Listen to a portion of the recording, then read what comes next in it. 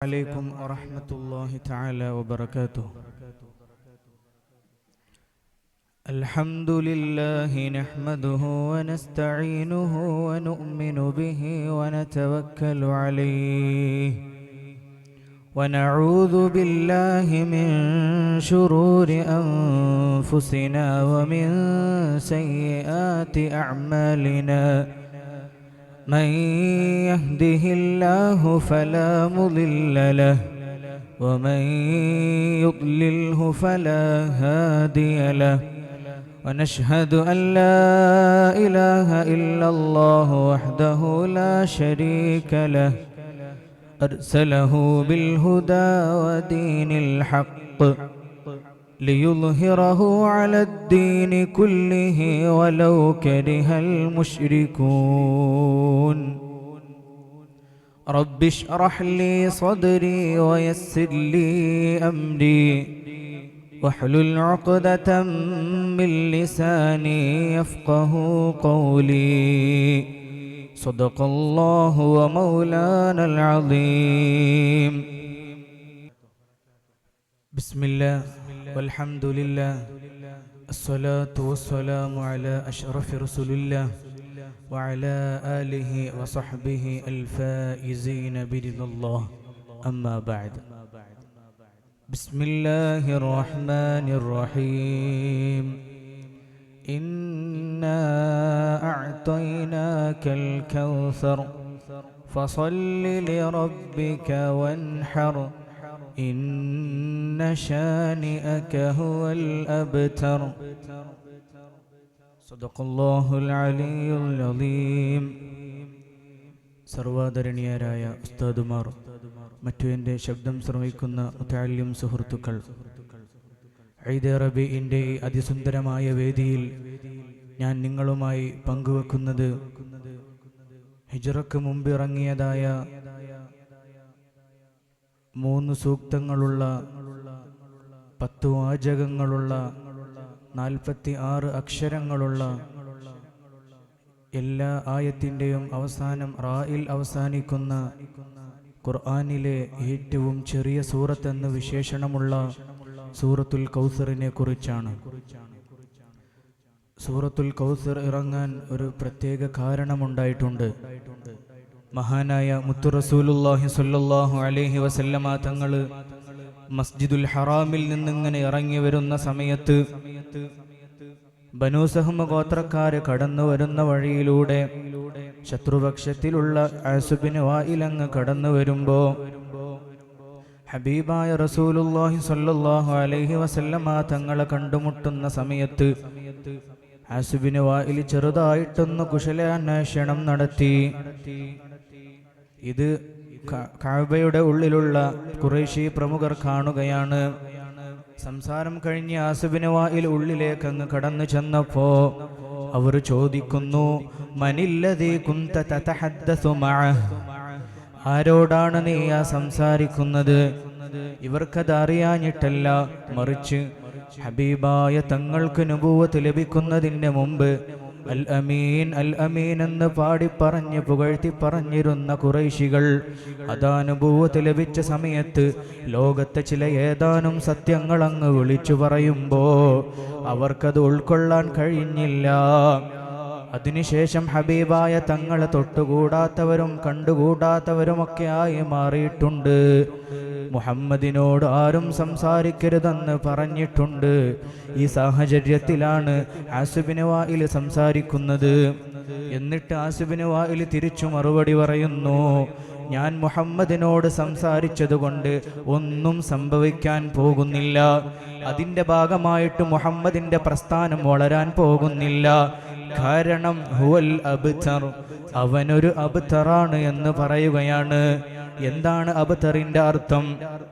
കുറ്റിയറ്റവൻ, വാലറ്റവൻ, പിൻഗാമിയില്ലാത്തവൻ എന്നൊക്കെയാണ്. ഈ ഇടക്കാണ് ഹബീബായ റസൂലുള്ളാഹി സ്വല്ലല്ലാഹു അലൈഹി വസല്ലമ തങ്ങളുടെ മകൻ വഫാത്താകുന്നത്. സ്വാഭാവികമായും മകൻ വഫാത്താക്കുമ്പോഴുള്ള സങ്കടവും അതിനു പുറമെ ആസിബിന് വായിലും കൂട്ടരും ഹബീബായ തങ്ങളെ വളരെയങ്ങ് കൊച്ചാക്കിയപ്പോൾ ഹബീബായ തങ്ങൾക്കത് സഹിക്കാനായില്ല. സാധാരണ ഖുർആനിന്റെ ശൈലി എന്ന് പറയുന്നത് റബ്ബിനോടുള്ള എതിർപ്പിനാണെങ്കിൽ കുൽ നബിയെ തങ്ങൾ പറയൂ എന്ന് പറഞ്ഞിട്ടാണ് സൂറത്തുകൾ ഇറങ്ങാറുള്ളത്. പക്ഷേ സൂറത്തുൽ കൗസർ ഇറങ്ങുന്നത് ഇന്നാ അഅ്തൈനാകൽ കൗസർ, നബിയെ തങ്ങൾക്ക് നാം കൗസർ നൽകി കഴിഞ്ഞു എന്നാണ് പറയുന്നത്.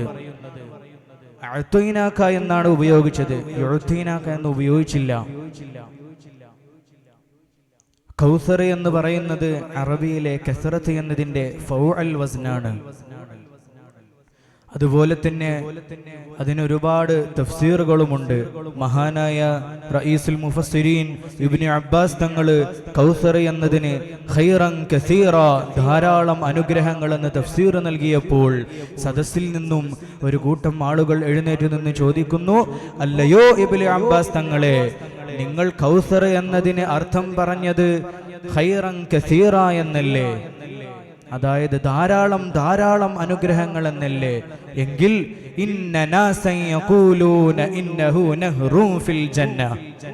സ്വർഗത്തിലുള്ള ഒരു നദിയെ കുറിച്ചാണ്, അതല്ലെങ്കിൽ ഹൗലുൽ കൗസറിനെ കുറിച്ചാണ് കൗസർ നൽകിയെന്ന് മറ്റു ചിലർ വ്യാഖ്യാനിക്കുന്നുണ്ടല്ലോ.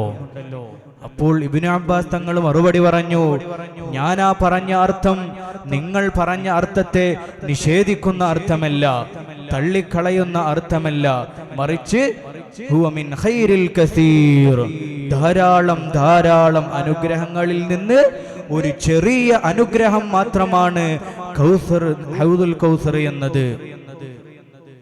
അതുകൊണ്ട് തന്നെ ഞാൻ ആ പറഞ്ഞ അർത്ഥം നിങ്ങൾ പറഞ്ഞ അർത്ഥത്തെ നിഷേധിക്കുന്നില്ല.